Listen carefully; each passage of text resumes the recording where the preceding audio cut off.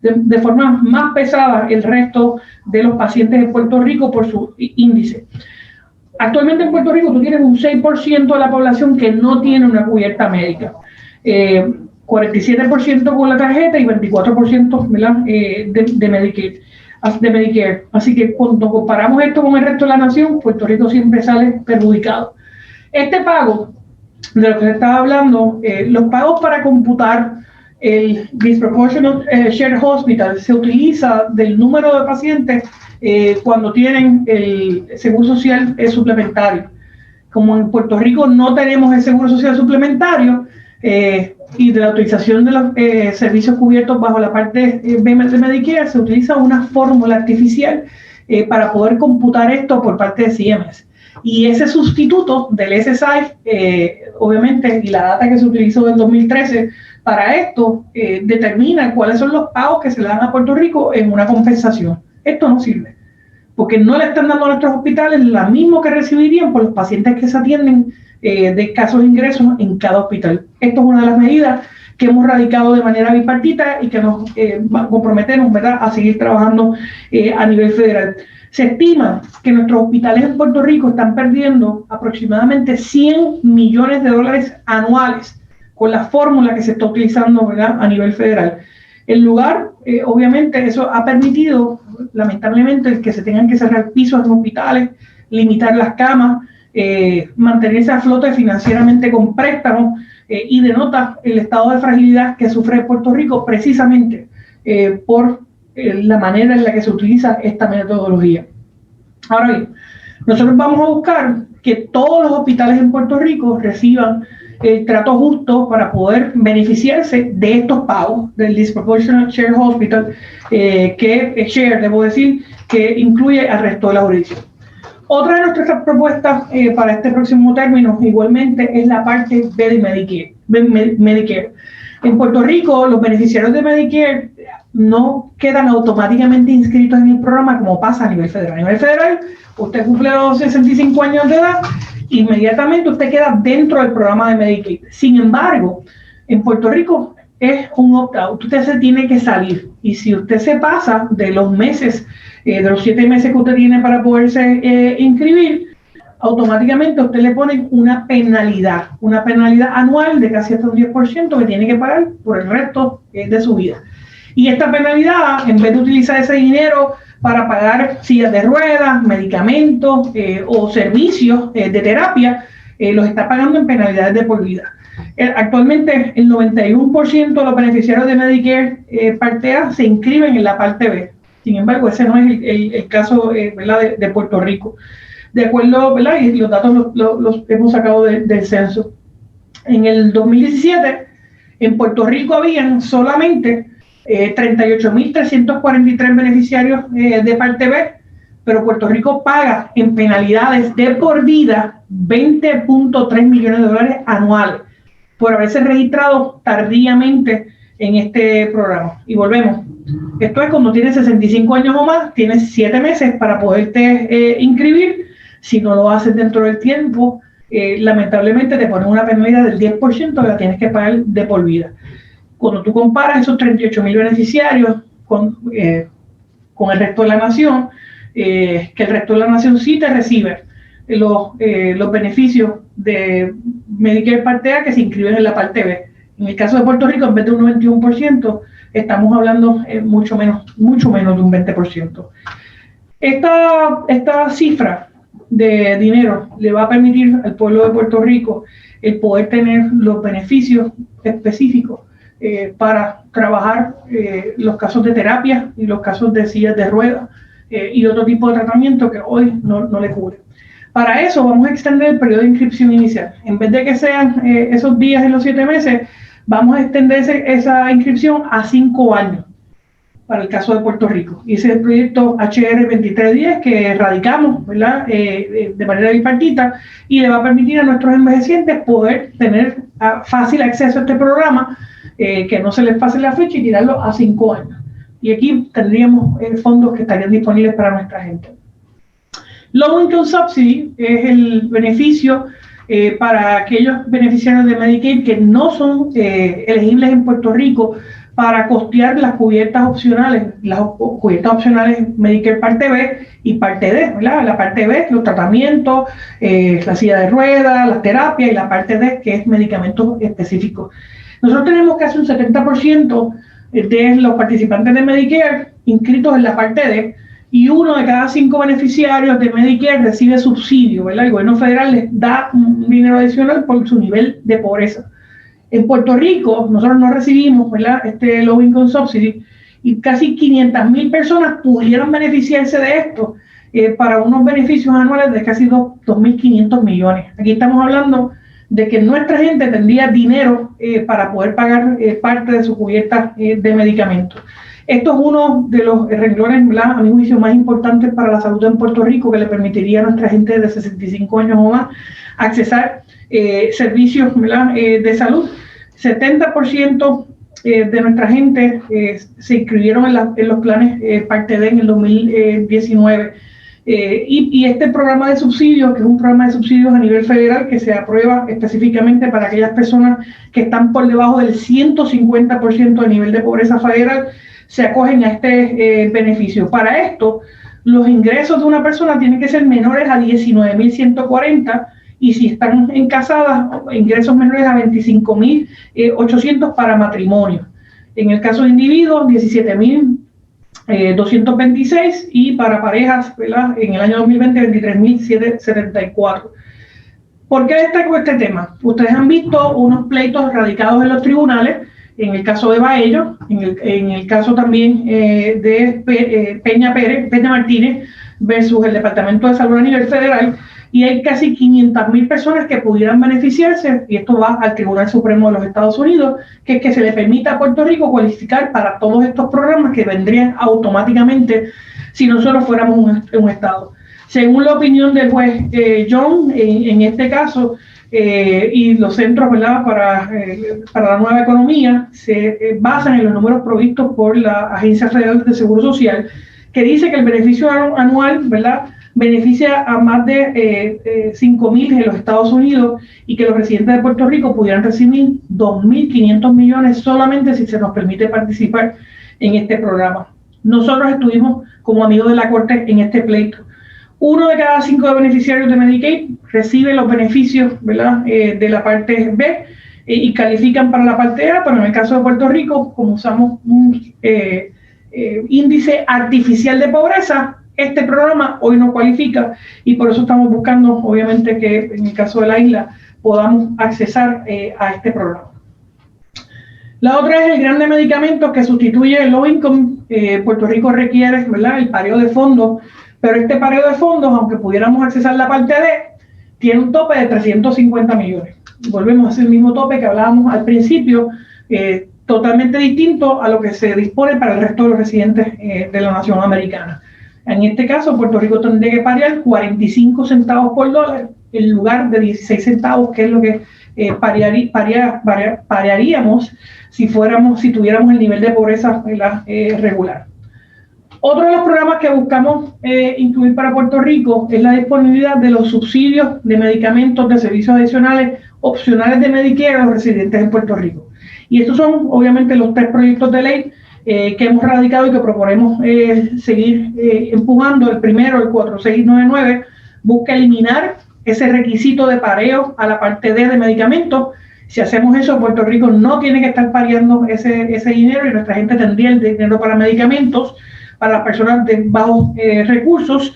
De la misma manera, el proyecto 4195, que expande los subsidios de Medicaid para todos los territorios, fue presentado por el compañero Darren Soto y esta servidora, y el HR 4666 de la congresista Donna Chalala y esta servidora, al igual que Elijah Cummings, el reducir el precio de los medicamentos y que le aplique esto a los territorios.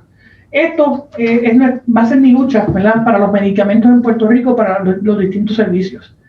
El otro es el Medicare Advantage. En Puerto Rico casi todo el mundo, el 75% de los beneficiarios de Medicare con Medicare Parte A y B en Puerto Rico reciben su atención a través de los famosos planes Advantage, ¿verdad?, o Platino. y obviamente estos son ofrecidos por compañías que son aprobadas por Medicare y pagan, ¿verdad?, una prima mensual que cubre los servicios de seguro hospital y seguro médico, la parte A y la parte B. Algunos de estos programas incluyen la cubierta de visión, audición, cuidado dental.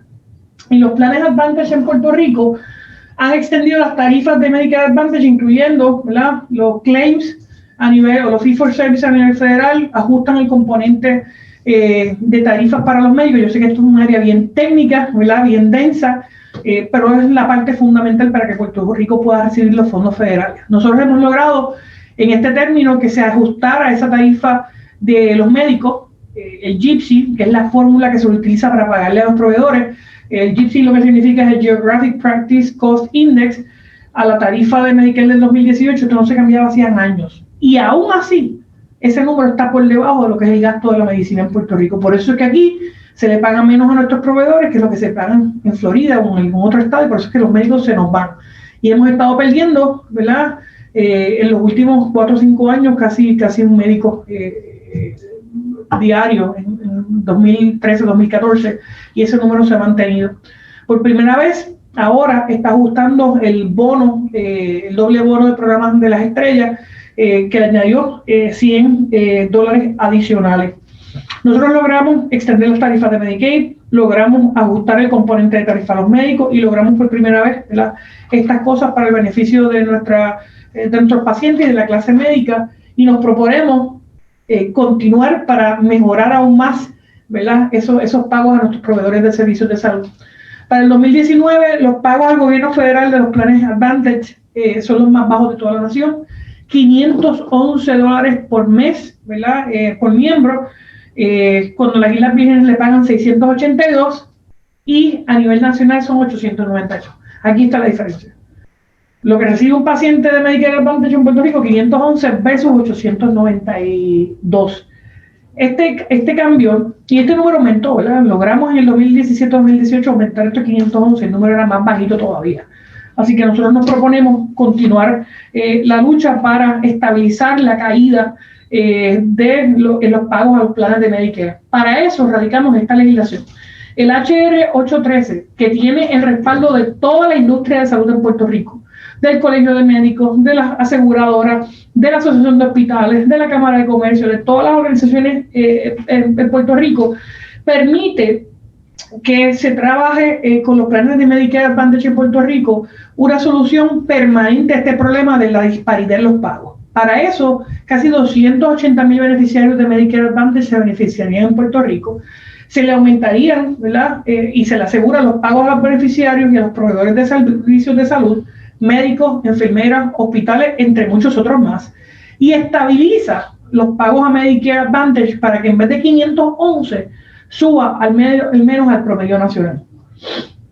Esta inclusión de iniciativas, ¿verdad?, incluye por primera vez, el comisionado residente incluye las enfermedades raras, ¿verdad?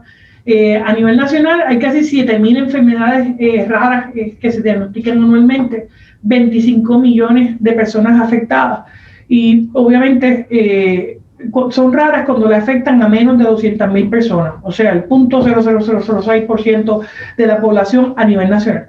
Como los números son tan reducidos de personas afectadas, lamentablemente no existe un incentivo económico para el mercado para que se puedan investigar y desarrollar medicamentos y drogas para tratar estas enfermedades. Como parte de esa situación, me he unido a los caucus en la Cámara de Enfermedades Raras, y así mismo se llama, porque en el caso de Puerto Rico tenemos una alta prevalencia de varias de esas enfermedades raras, como lo son el síndrome Hermansky-Putlick y el síndrome Hartscher-Levin, cuyos pacientes no ven sus necesidades atendidas efectivamente porque no tienen cubierta en esa población. Así que nosotros vamos a buscar que Puerto Rico se incluya en estas iniciativas de manera que para la fase de investigación, el diagnóstico y tratamiento y educación de estas enfermedades raras se puedan dar también en el caso de Puerto Rico y que se puedan atender las necesidades de pacientes que hoy no están incluidos. Esta básicamente es nuestra propuesta en el área de salud. Todas las medidas las hemos radicado de manera bipartita en la Cámara. Tengo que decir que estos pasados 4 años logramos que la mayoría se aprobaran aumentos y las aportaciones de salud para Puerto Rico, y yo voy a continuar para que Puerto Rico no carezca de su asignación de Medicaid, como hasta ahora, que gracias a Dios no hemos tenido que sacar a nadie de la tarjeta de salud, y que tenemos el dinero asegurado hasta noviembre del año que viene. De hecho, hay dinero adicional que ahora hay que buscarle nuevos usos. Ya identifiqué 7 programas en los que se pudiera estar utilizando y que le corresponde al gobierno de Puerto Rico someter la documentación a través de ACES y recibir el respaldo de CMS, al igual que de la Junta de Supervisión Fiscal. Sé que es un tema bien árido. Tengo que decir que no lo he trabajado sola. Le agradezco al presidente del Colegio de Médicos de Puerto Rico, Víctor Ramos, que ayudó en la fase de evaluación de esta plataforma de trabajo, al igual que a las distintas organizaciones que han respaldado todas y cada una de las medidas que hemos radicado aquí, entre ellas la Asociación de Hospitales, el Colegio de Médicos, los profesionales de servicios de salud, todos los colegios de distintas profesiones médicas, al igual que las aseguradoras. Esta es la propuesta de salud más completa que un comisionado residente haya tenido y la única que ha recibido el respaldo de todas estas organizaciones en su fase de desarrollo. Estoy disponible para preguntas después de toda esta presentación. Comenzamos con Foro Noticioso. Les recordamos a los periodistas que están en el Zoom que para hacer una pregunta lo pongan en el chat para quitarles el mute. Comenzamos con Celia. Comisionada, buenas tardes. Es un poquito complicado. No sé si me entiende ahora de lo que yo entendí. En cuanto a las estadísticas de las personas que no entran, o sea, que no tienen la tarjeta, primero porque o son están en el medio, ¿verdad? No reciben mucho, pero que tampoco muy poco. En esa estadística, ¿cuántas personas son y como cuándo entrarían o si ya están incluidos? Ok, hoy tenemos 1.3 millones de personas que forman parte de la tarjeta de salud. Esos 1.3 millones se están ganando en Puerto Rico menos de $11,000 al año en una familia de 4, porque es un nivel artificial, ¿verdad?, que computamos aquí para que la gente reciba la tarjeta de salud. Mira, esa es la diferencia. Familia de 4 con $11,316. Pues esas son las personas que cualifican hoy. Esos son 1.3 millones de personas. Sin embargo, si utilizáramos el nivel federal, ¿verdad?, el nivel de pobreza federal, que estamos usando es un nivel de pobreza artificial que se hizo en Puerto Rico para poder el gobierno de Puerto Rico repartir el dinero, porque a nivel federal tenemos un tope, que es lo que podemos recibir. Si usamos el nivel federal, estaríamos hablando que personas que ganen, ¿verdad?, $20,166 pudieran cualificar en Puerto Rico, y eso sería añadir 200,000 personas adicionales a la tarjeta de salud. ¿Y cuánta probabilidad hay que sea a nivel federal como usted expresa? Mira, ya lo más difícil, que fue en diciembre del año pasado, cuando aprobamos la asignación de fondos federales para Puerto Rico, convencimos a la Cámara y convencimos al Senado, y para que tengas una idea, yo traje a Puerto Rico el Comité de Salud bajo la presidencia del Speaker Paul Ryan, y luego la traje bajo la presidencia de Chairman Pallone. O sea, republicanos y demócratas, todos vinieron aquí, hicimos mesas de trabajo con toda la industria, con todo el sector de salud, entendieron el asunto y por primera vez incluyeron el dinero para incluir esas 200,000 personas. El problema fue que aunque lo aprobamos en Cámara, lo aprobamos en Senado, el presidente le impactó su firma, la Junta de Supervisión Fiscal no lo autorizó. Y no lo autorizó porque el dinero se recibió en diciembre, en vez de en septiembre, cuando corre el año fiscal federal, y decidió no autorizar ese servicio adicional. Por eso es el dinero que se queda sin usar, porque es dinero adicional que estaba computado para este y otros programas que la Junta no aprobó. Ya lo conseguimos, que pues, con eso no los aprobara. Así que ahora lo que vamos a buscar es que se haga de manera en la ley federal, no solamente en una asignación de presupuesto, que se nos permita utilizar estos fondos de manera permanente, o sea, que sea el ingreso federal y no el criollo local que se utiliza para darle esa tarjeta. Esto es igualdad. Y en este caso, ¿no necesitaría la aprobación de la Junta? Si se aprueba a nivel federal, no. No. Entonces tengo una duda con el impacto de COVID.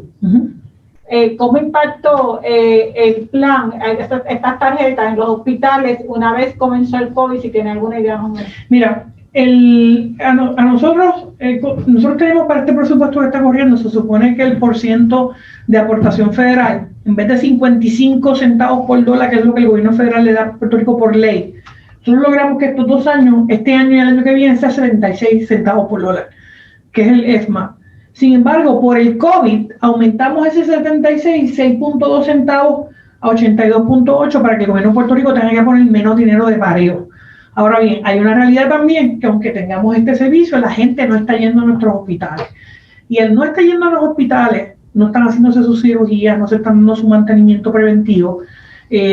Estamos teniendo, nuestros hospitales en Puerto Rico están teniendo severas pérdidas porque no pueden facturarle a esos planes médicos y por eso la necesidad de la asignación directa de fondos. Por eso es que yo respaldo el que los fondos que se aprobaron para el CARES Act para Puerto Rico, que son casi 7.900 millones, se le aumente las partidas a los hospitales y se le aumente las partidas a los CDT, a los centros de diagnóstico y tratamiento. Aunque la gobernadora identificó un dinero para ello, que fue lo que conseguimos a nivel federal, se va a quedar bien corto, porque todos estos hospitales y centros de diagnóstico están corriendo con déficit porque la gente no está yendo, no está facturando.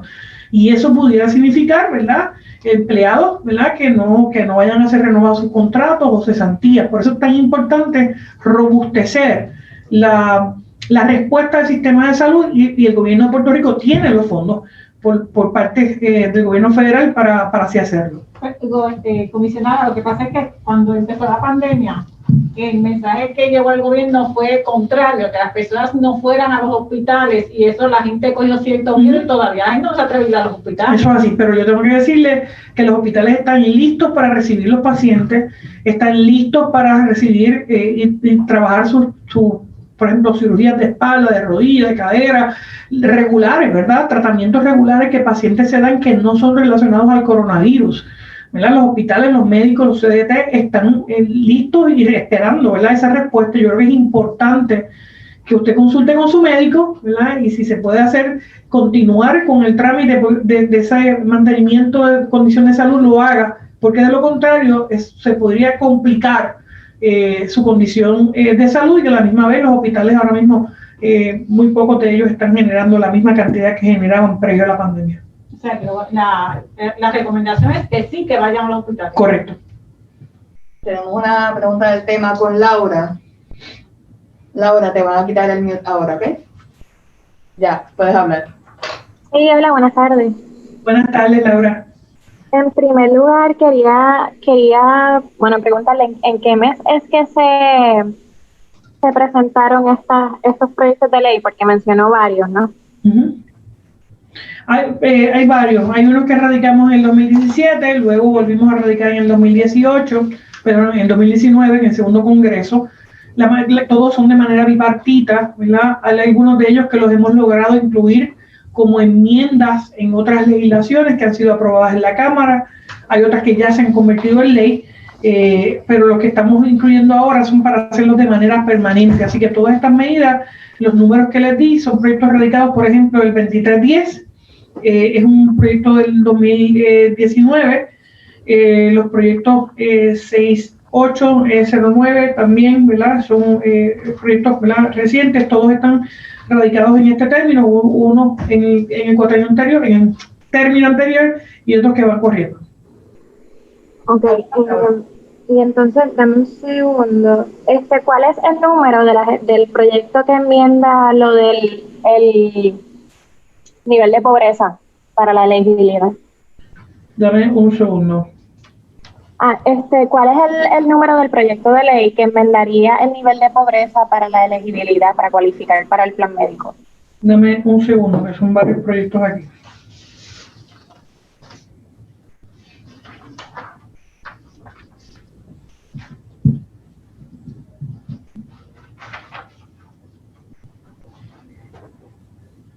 ¿Puedo hacer la otra pregunta entonces en lo que hubo? Sí. Ok. Nada, que en parte este tema de aumentar a 26,000 el nivel de ingreso se había presentado también como parte del gobierno central, pero la Junta entiendo que lo rechazó. Nada, si puede abundar sobre eso y si la Junta no va a estar, ¿verdad?, cabildeando en contra, ¿no? O contarían con su apoyo para este proyecto de ley. Mira, el problema principal de la Junta fue que se aprobó en diciembre y no en el año fiscal de septiembre. Y por lo tanto ellos dicen que les hacía difícil poder sacar personas de la cubierta de salud una vez culminar el año, porque esto obviamente no es dinero recurrente. Así que en ese sentido, nosotros entendemos que si esto se logra por más de 2 años y se aprueba en septiembre o previo a la fecha del año fiscal, no debería haber ese problema para que la Junta lo apruebe. En el caso de el FMAP, en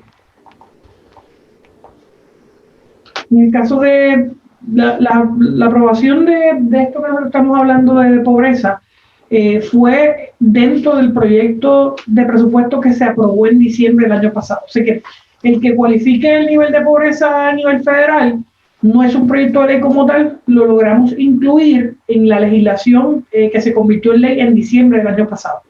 Estas son las famosas enmiendas, ¿verdad?, que se someten y se trabajan directamente con las oficinas. Así que ya eso se convirtió en ley. Lo que queremos hacer ahora y lo que vamos a estar haciendo es que vamos a trabajar para que esto se haga de manera permanente. Ok, mi pregunta es sobre otro tema. No te escucho. Otro tema. Sería si entiendes que el presidente y la Casa Blanca han manejado responsablemente la emergencia del coronavirus y específicamente con este brote que ha habido ahora en la Casa Blanca. Mira, yo creo que a mí que me dio el COVID, esto es algo bien difícil de manejar.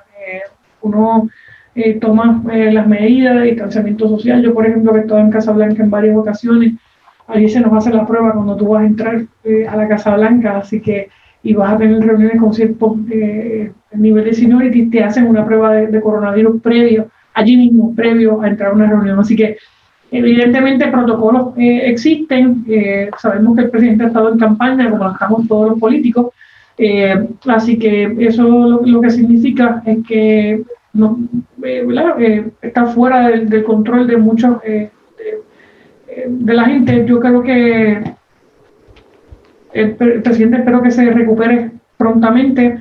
Mucha gente en la campaña que también salió contagiada y en esto no necesariamente fue la Casa Blanca. Una persona que haya estado compartiendo con más gente te lo puede pegar, por eso es tan importante el uso de la mascarilla. Pero entonces, ¿entiende que lo están manejando adecuadamente con los protocolos que explicó?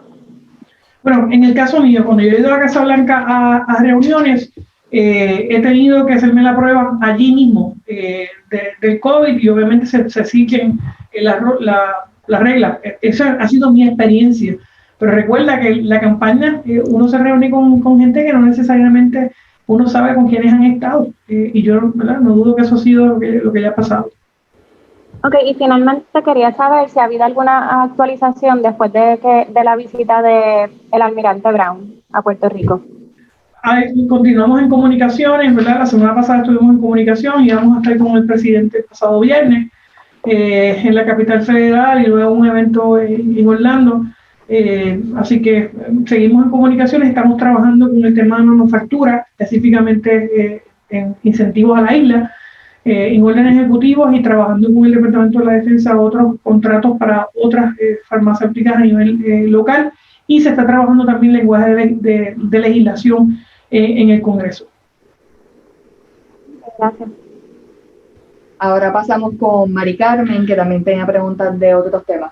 Antes de que vaya Mari Carmen, yo creo que es importante diferenciar algunas cosas que nosotros logramos en este término. Nunca se había podido aumentar el pago a los hospitales en Medicare en Puerto Rico. Nosotros logramos eso en este término, temprano en el término.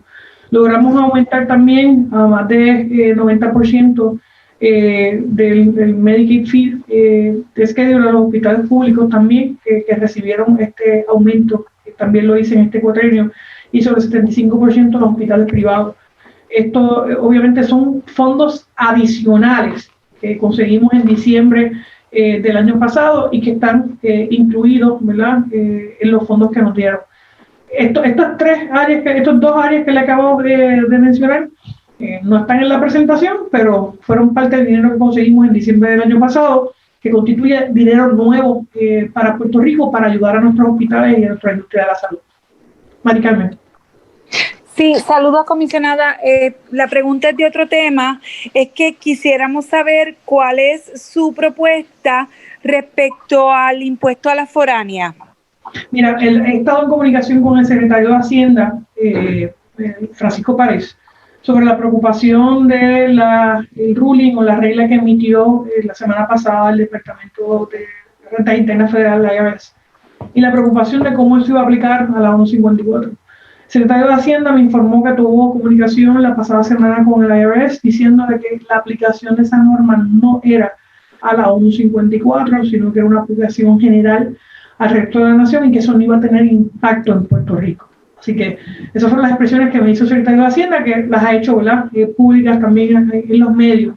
Sin embargo, he tenido reuniones y continúo sosteniendo reuniones con la industria que se vería afectada con este cambio. Debemos recordar que el secretario del Tesoro Federal le advirtió sobre este posible cambio en el 2017 al gobierno de Puerto Rico y que deberíamos trabajar un plan de transición para cuando eso ocurra. La industria está bien adelantada con varias propuestas, al igual que el gobierno de Puerto Rico.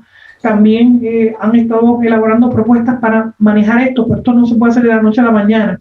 Esto requiere un plan de mitigación para no afectar a la industria, pero tampoco afectar los recaudos del gobierno de Puerto Rico. ¿Y cuál es su propuesta? Es la misma, la que hemos estado trabajando con la industria directamente y con el Departamento de Hacienda. Aquí no hay una fórmula mágica, porque tienes que velar el recaudo, pero de la misma manera darle a estas compañías que están hoy pagando, ¿verdad?, básicamente el presupuesto del gobierno de Puerto Rico, la manera de poderlo reclamar a través de los créditos. Y en ese sentido, esas propuestas se trabajan junto al Tesoro Federal.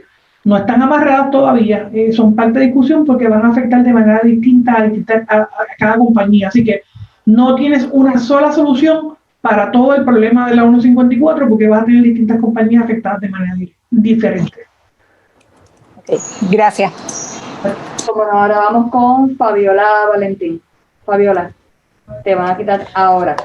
Ahora sí. Saludos, buenas tardes.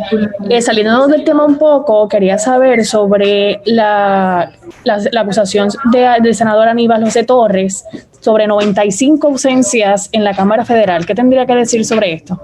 Mira, el Congreso de los Estados Unidos no le otorga el voto a los territorios. De hecho, es un voto simbólico, porque a veces votamos y a veces no votamos. Te voy a dar el mejor ejemplo. Solamente cuando hay Committee of the Whole o el comité de pleno, la speaker puede decir hoy votas o mañana no votas. De hecho, eso fue lo que pasó en todos los últimos meses. No dejaron que los territorios pudiéramos votar. Así que técnicamente esto se ha convertido, el famoso voto de los territorios, en un asunto puramente cosmético. Hoy sí, mañana no, sin ningún, solamente porque el speaker así lo decida.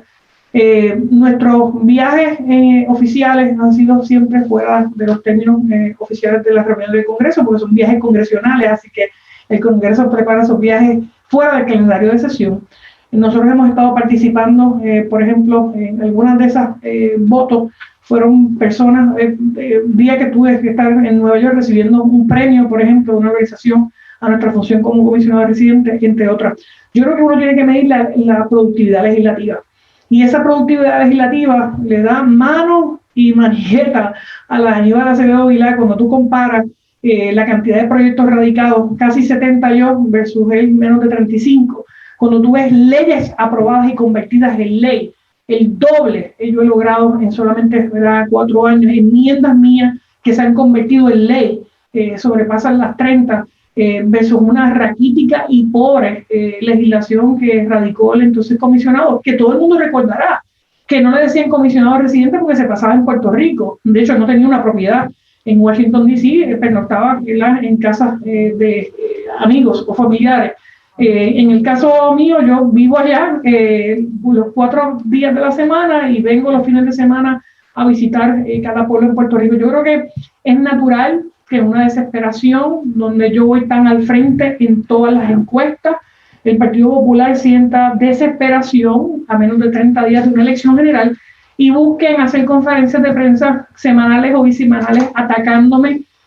Lo que no pueden atacar es que yo soy la legisladora que más trabajo bipartita tiene, soy la número 9 de todo el Congreso de los Estados Unidos en trabajo bipartita, y no lo digo yo, lo dice la Universidad de George Washington o Georgetown. De la misma manera, es donde hemos podido aprobar más legislación que incluso el pasado comisionado residente. Así que no tuvo obra en el Congreso y quizás quiere mirarse en ese espejo para atacarme a mí. Mis viajes le han producido al gobierno de Puerto Rico más de 50,000 millones en fondos federales y no le costaron un centavo. Así que yo creo que es parte natural, ¿verdad? Yo entiendo, de la desesperación de la campaña de Acevedo Vilá, de estar tan atrás en las encuestas y de tratar de lanzar lodo sobre mi productividad, pero gracias a Dios me dio la oportunidad de poner en el récord la gran comparativa. Proyectos aprobados, legislación aprobada y resultados para Puerto Rico que él no tuvo. Aquí en Zoom no tenemos más preguntas. Fabiola, ¿tienes una pregunta más? No, sería todo. Muchas gracias. Ok, continuamos entonces con Celia y terminamos de proponer.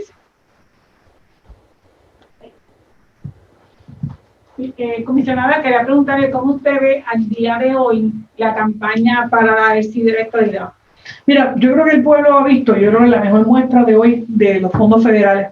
Lo que está en juego en diciembre, y lo dijo el mismo presidente, el presidente de los Estados Unidos dijo la semana pasada que la gente tiene el derecho a votar y que él entiende que la gente no quiere convertirse en un Estado. Tenemos que mandar un mensaje claro y contundente en noviembre si queremos ser un Estado sí o no. Y ese resultado, y yo he escuchado a mucha gente del Partido Popular decir que si esto no es un plebiscito hablado por el Departamento de Justicia. Miren, cuando Hawái y Alaska hicieron su plebiscito, tampoco el Departamento de Justicia los avaló, ni en 5 ni en 13 ocasiones en cada uno de estos estados. Al punto que no los avaló ni el presidente, ni el Congreso, ni el Departamento de Justicia, y aún así, cada jurisdicción hicieron su plebiscito con la misma pregunta que nosotros tenemos en noviembre. ¿Quiere ser usted un Estado de la Nación Americana? ¿Sí o no? Para los puertorriqueños, esto lo que significa es si queremos los fondos federales o no los queremos. Si queremos la permanencia en Puerto Rico del programa de Medicaid o no lo queremos. Si queremos la permanencia de los programas de título 1, de educación especial, de servicio de sección 8, o no lo queremos. A mí, cada vez que voy a buscar fondos y recursos para Puerto Rico, siempre digo que Puerto Rico va a ser un Estado, es cuestión de tiempo. Decir que no es decirle al Congreso de los Estados Unidos no nos envíen más fondos federales porque estamos en camino a la independencia. Así de sencillo es esto.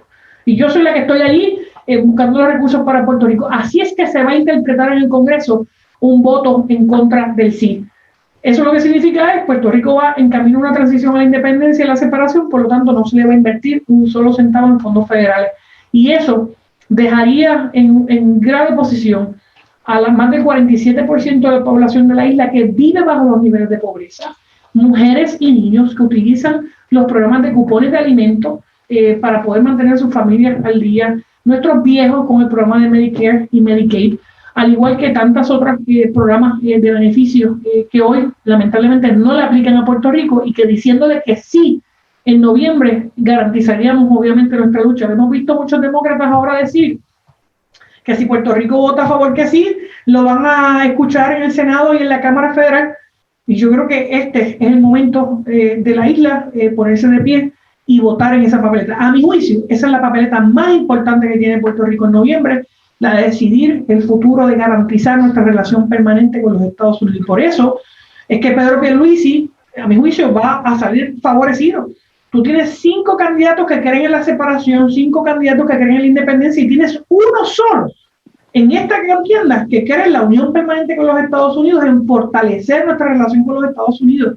Y dicho sea de paso, el presupuesto general del gobierno de Puerto Rico, casi 10,000 millones de dólares, presupuesto consolidado federal, las ayudas de FEMA, los 50,000 millones adicionales que conseguimos. Tú tienes que tener una persona que crea en la unión permanente para poder manejar estas negociaciones con el gobierno federal que todavía se van tardando. Por eso que creo tan peligroso un voto, ¿verdad?, por el no en noviembre, porque podría significar la pérdida de todos estos proyectos. Aquí a Univision. Sí, tengo varias preguntas siguiendo la campaña. Usted dice que son 5 candidatos versus un candidato que presenta la estadidad como opción. Eso no podría representar que a largo plazo pues, pueda ganar el no, ya que son 5 campañas con sus grupos, con sus electores que estarían favoreciendo el no. Yo creo que no, te voy a explicar por qué. El Partido Popular de Muñoz Marín era un partido popular que creía en la ciudadanía americana, en la unión permanente con los Estados Unidos. No es un partido, ¿verdad? No era un partido donde no se atesorara esa ciudadanía americana. Así que yo creo que hay un gran sector del Partido Popular de antes que atesora su ciudadanía americana, que atesora la relación con los Estados Unidos y que tiene que estar viendo que hoy sus líderes están claudicando esa defensa de la ciudadanía americana, y por eso es que espero que Luis se convierte en una opción sólida para Puerto Rico. Yo creo que si tú haces una encuesta hoy de si nuestra gente valora su ciudadanía americana, más del 90% te va a decir que la valora. Y saben que está en juego, ¿verdad? Con las candidaturas de personas que yo respeto, ¿verdad? Entonces se trata de que sean opciones de estatus no coloniales. La independencia es una opción de estatus no colonial, pero todos ellos respaldan la independencia. Unos en libre asociación y otros en independencia plena. Al final del camino, el pueblo de Puerto Rico tiene que ver si ese es el camino que quiere seguir. Y lo que está en juego aquí en noviembre, es si somos un Estado o si somos una república. Así que yo creo que la gente valora su ciudadanía, valora su relación con los Estados Unidos, y el mejor ejemplo es que si Puerto Rico no hubiera sido parte de los Estados Unidos con este huracán que pasamos, de Irma y María, con estos terremotos, con esta pandemia, aquí estamos hablando de que casi 40,000 pequeños y medianos comerciantes se beneficiaron de casi 1.7 billones de dólares en préstamos para poder mitigar, y ahora obviamente después de la elección se espera que se haga otro paquete como este. ¿Cómo hubiera estado Puerto Rico si hubiéramos sido Cuba-Venezuela? Yo creo que eso, y a tanto cubano que vive aquí, que vivió esa experiencia en Cuba, sabe lo que significaría ir para atrás, y el pueblo de Puerto Rico valora su relación permanente con los Estados Unidos. Así que por eso yo entiendo que vamos a ganar el sí, apúntalo, mark my words, y por eso entiendo que Pedro Pierluisi y el Partido Nuevo Progresista vamos a resultar favorecidos en esta elección. Otra pregunta, más bien una reacción. Hace una hora el Tribunal Supremo de Puerto Rico determinó que la validez del plebiscito, o sea, había una controversia judicial, pero su reacción a que el tribunal haya validado la celebración de este plebiscito. Mira, yo creo que esto era, ¿verdad?, otro intento del liderato del Partido Popular de amañar, de obstaculizar, de boicotear un proceso. Sin embargo, tengo que decirles que aunque dieron esa pataleta en el tribunal, la realidad es que este se convierte en el primer proceso plebiscitario avalado por todos los partidos políticos. Recordarás que en los pasados plebiscitos el Partido Popular buscaba siempre boicotear o decir que no fueran a votar o que no participarían. En este se matricularon temprano y dijeron que iban a participar. Así que eso hace este plebiscito el único plebiscito que todos los partidos políticos han abrazado. Defender una definición. De hecho, el Partido Popular quería pelearse, se estaba peleando con el PIB para defender el no. Así que eso te habla de que este va a ser uno concurrido el mismo día de la elección, lo que garantiza mayor participación. Y enhorabuena la determinación del Tribunal Supremo de Puerto Rico de decirle basta a estos intentos jurídicos para obstaculizar el proceso de votación libre y voluntario del pueblo de Puerto Rico, decir qué quiere hacer para su futuro. Yo no entiendo por qué hay algunos partidos políticos que pretenden amarrar la conciencia de nuestra gente a que no puedan ejercer su derecho al voto. Miren, la mayoría manda, y yo sé que la mayoría del pueblo de Puerto Rico quiere la igualdad plena, y eso es la estadidad. Aquellos que quieran, obviamente, la independencia, me está muy curioso que tratan de financiar sus programas de campaña y sus programas de gobierno con fondos federales. Esa es la hipocresía más grande. Buscan la independencia, pero quieren que sus gobiernos corran con el 100% de fondos americanos. Ya para finalizar, también sobre la campaña. Eso es lo bueno de hacer la conferencia aquí, que puedo hablar de política.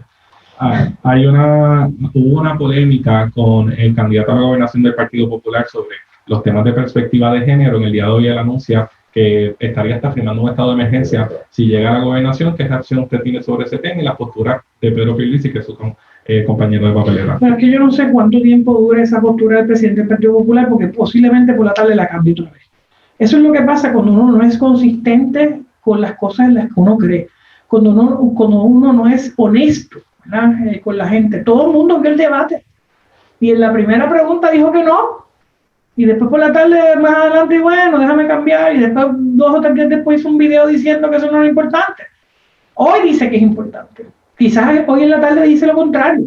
Y yo creo que aquí uno tiene que ser recto, directo y de frente. Pedro Pierluisi, no solamente cuando fue comisionado residente, coauspició legislación para garantizar la identidad de género, coauspició legislación que permite la no discriminación contra personas por su orientación sexual, y fue muy activo en estos roles y siempre ha dicho de frente, al igual que yo, que creemos, ¿verdad?, en la educación sin importar, ¿verdad?, su género. Y yo creo que lo hemos hecho en el Congreso, yo en la Cámara. A veces yo fui la única legisladora del PNP en votar a favor de evitar la discriminación a personas del mismo sexo o por su identificación sexual en el trabajo y para obtener beneficios, al punto que en el Congreso de los Estados Unidos, junto al fenecido congresista de Georgia, radicamos legislación para ampliar los derechos de las personas que tienen una orientación